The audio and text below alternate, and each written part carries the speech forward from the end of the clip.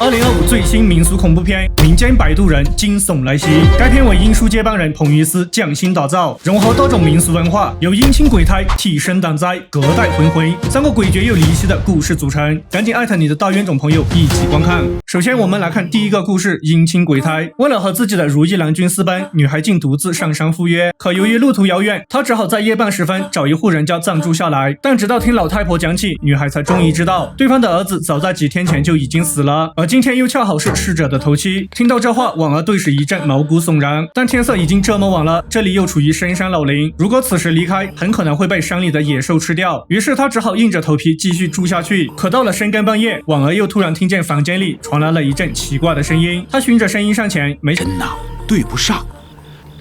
可那天我们打开老太爷的棺材。听闻此言，小沈不禁猜测，老太爷死去的时候，家里的佣人肯定全部在场，所以玉镯子想必也是其中一人偷走的。想到这里，他立刻让老总管将佣人叫到一起，并点上3炷香，烧掉1张符，然后将符水放在一旁的油锅里。没想到下一秒，油锅就瞬间沸腾起来。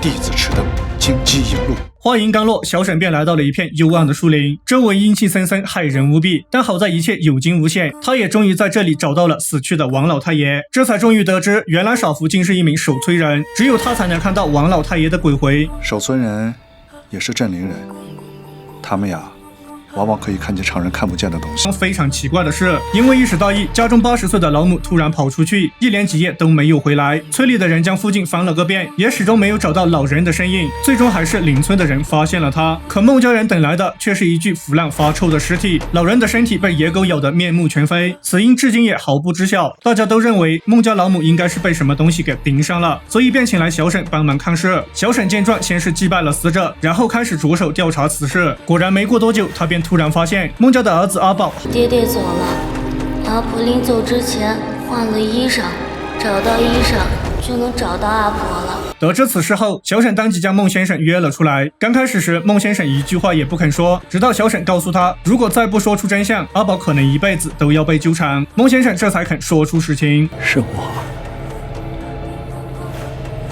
我鬼迷心窍，我不该信了那过路阴阳的瞎话。原来就在不久前，有一位算命先生突然来到孟家。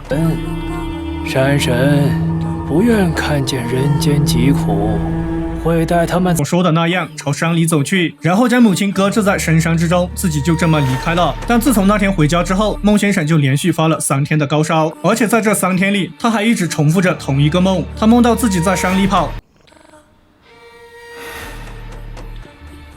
阿宝在离魂的梦里说看见你娘换衣裳了，这离魂的根结兴许就在那件衣裳里。孟先生听后赶紧来到房间，在母亲的衣服里仔细翻找，所以在儿子带他上山时，他没有拒绝。在他看到儿子一去不返的时候，他也没有寻找，而是默默地留在深山，最终以这样的方式离开了人世。得知真相后，孟先生愧疚不已，他长跪在去世的母亲面前，一天一夜都没有起来。村长夸他太孝顺，可谁又知道他心底的痛呢？而如果不是生活所迫，又有谁会做出那样的无奈之举？好了，今天的故事就到这里，感兴趣的宝子们可以去观看原片，解锁更多精彩剧情。我是香猪，咱们下期见。